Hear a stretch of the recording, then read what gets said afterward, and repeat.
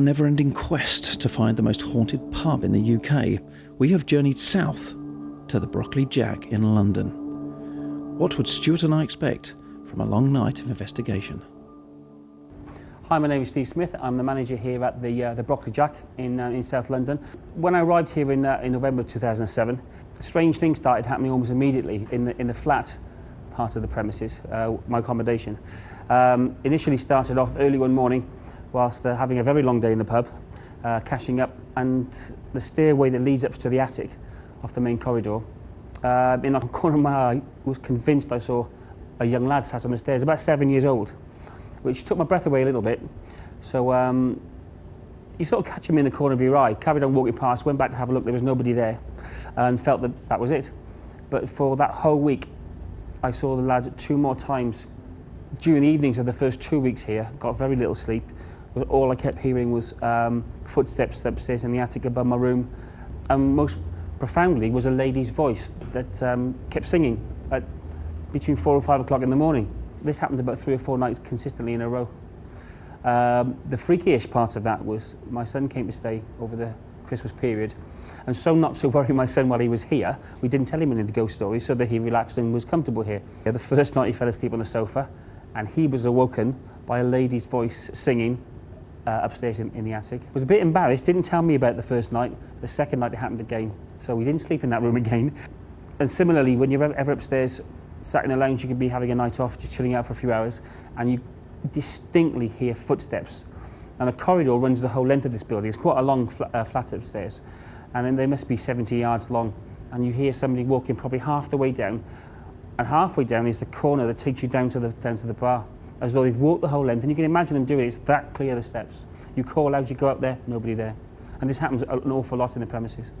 We have had staff that refuse to go in certain areas, but since my appointment here, all the staff, as I'm quite new really, but there are a few people that can tell you some quite spine-chilling stories, yes.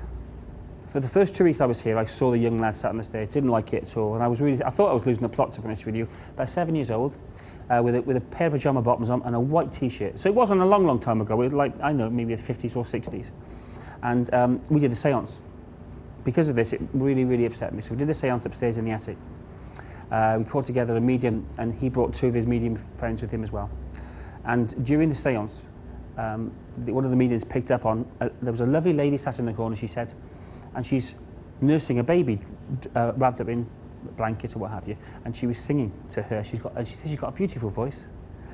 Obviously then as soon as that was mentioned to me, link that back to what we've been hearing for months and months about a lady's voice upstairs singing in the attic, and she's actually seen a woman in the corner nursing a baby, singing a lullaby to them. Was quite scary, really, you know. And we hadn't told her about, in any way, shape or form, about that story. In fact, we didn't tell them anything, because you don't want to lead them on, do you, into sort of making their own story from your information. But the little boy on the stairs didn't come out at all in the séance. But one Sunday night, everyone had gone from the pub. It was about 11:30 on a Sunday. I cleaned up, got halfway up the stairs and realised I hadn't brought the furniture in outside. So I dumped the money, came downstairs. My keys for the pub and the whole premises were up in the office door. I took a chance. I thought I'd run downstairs and lock up, yeah? The doors behind us here are a double set of doors. The only bolts, that's all they do from the inside. Went outside, it slammed behind me, and the bolt was put on. Eventually got the guy, Matt, one of the staff here, to come downstairs to let me in. He was like, "What are you doing outside?" And looked at the door, and the door had properly been bolted from the inside. It's a typical thing a kid would do to you, you know? But I couldn't get in at all. The door had been locked from the inside. I feel, in my experience, that the most haunted parts of the premises are up in my flat and the stairway that leads up to the attic, up to the attic room. There's a lot of activity. I do live on the premises on my own, and yes, I am used to it, but it's much better and much more comfortable when you know there's somebody else in the premises staying here as well. So I accept people staying over any time. My name's Rob Woods, and I used to help out on these premises. We've had several experiences in here. A guy who come in, a young guy, mid-20s, about 10 o'clock in the morning, I let the guy in. He explained what he had to do. He had to check the cellar just to make sure everything's okay.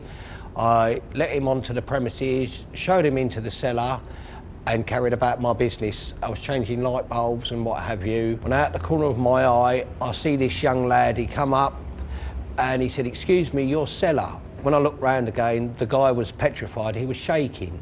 And I said, "What's happened?" And he explained to me that while he was writing his report, there was a figure stood by the doorway watching him.